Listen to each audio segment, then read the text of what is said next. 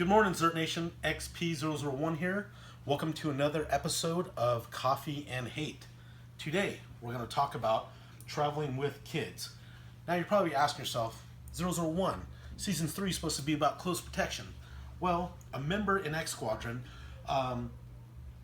hit us up asking what are some tips or considerations when traveling with kids. I guess he's traveling with a group of kids to DC, and he just wanted to have some tips and techniques to keep them safe and accounted for.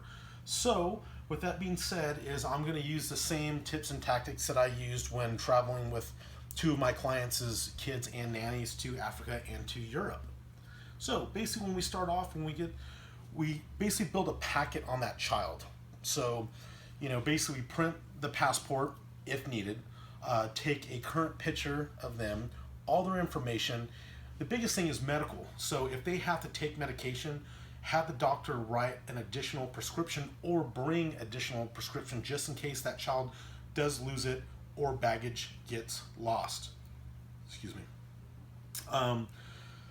And you basically have a packet. Now, when you travel with multiple kids, that's a lot. So you're gonna have to get a bunch of packets, but the fact is that you have individual bios and information packs from points of contact, emergency info, medical info, height, weight, you name it, okay?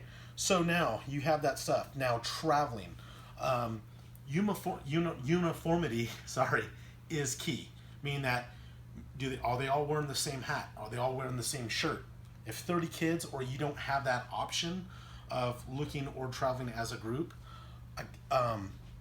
accountability is the next step, meaning stickers or little placards that you can safety pin to them with numbers. Because the biggest thing is that even if everyone did wear the same hat or the same shirt and you call everyone up before you're leaving the venue, exiting or getting on the bus, and you're trying to do roll call off of faces and a roster, it's faster to have them basically blunt, obvious numbers on their chest. Hey, everyone line up, they line off, you get instant visual feedback on what number is missing immediately versus trying to look at faces and calling roll call, if that makes sense, okay?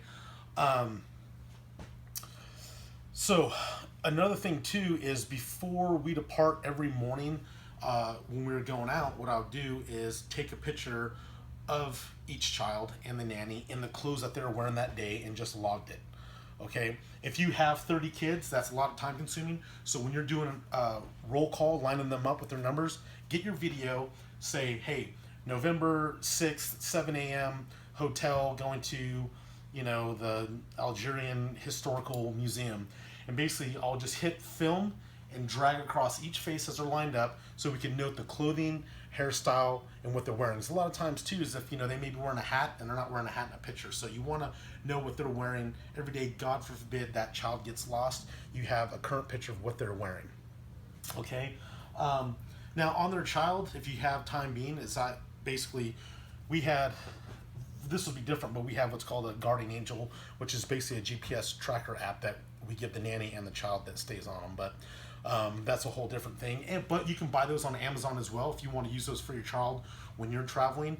And basically, you can log on at any time on your phone or your laptop and actually have a live beacon of your child as long as they're carrying that with them or the nanny. I usually have a laminated card that I give them, which is basically a map of the area, hotel information, and cell number of the chaperone or us. It's a double-edged sword, having all the child's information on them, but they need to have something on them depending on the age. So if they do get lost, they can get directions, etc. The buddy system, blinding light obvious, right? Anytime you're doing a tour museum, they always have to have a buddy. So if they go to the restroom or if they're free to roam around a museum, they have to stick with their buddy. And then that goes along with a no later than date. So I know a lot of kids have phones. If they do have phones, you're going to have to compile everyone's cell numbers into a group text so you can communicate with them if that's need be, or saying everyone needs to be back here no later than 2 p.m. with your buddy, if that makes sense. The chaperone. Traveling, you may have to carry a small bag, one with, a little first aid kit, physical maps of the area, because, your phones do die, GPSs don't work. Excuse me.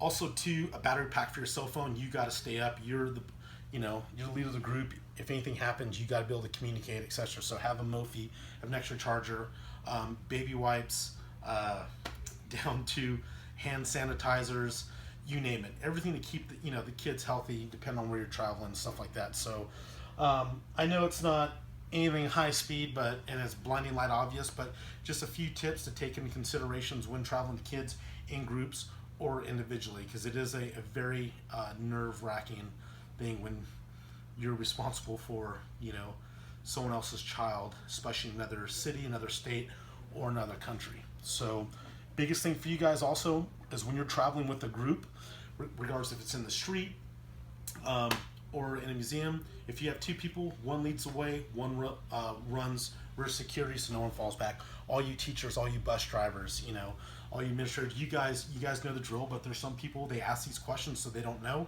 So when they ask 001 for information, I try to get the best relevant information out to them. So I know this wasn't too exciting, guys, but stay tuned tomorrow, and we're going to talk about what to look for when you're doing walking formations. So I'm XP001, out. The ZERT membership pack is your gateway to a worldwide organization dedicated to building a safe and trained community armed with the proper mindset to see you and your family through to safety. The first-year membership pack includes ZERT 702 black t-shirt, 5-inch ZERT 702 patch in PVC, your call sign and squadron assignment, ZERT membership certificate, official membership card with your call sign, 10 ZERT recruitment cards, access to discounts from ZERT-approved vendors, 15% off most ZERT merchandise year-round. In addition to the membership pack, once you join, you receive the following privileges: access to the ZERT forum and exclusive online videos. ZERT, not just an organization, it's a lifestyle. ZERTNation.com.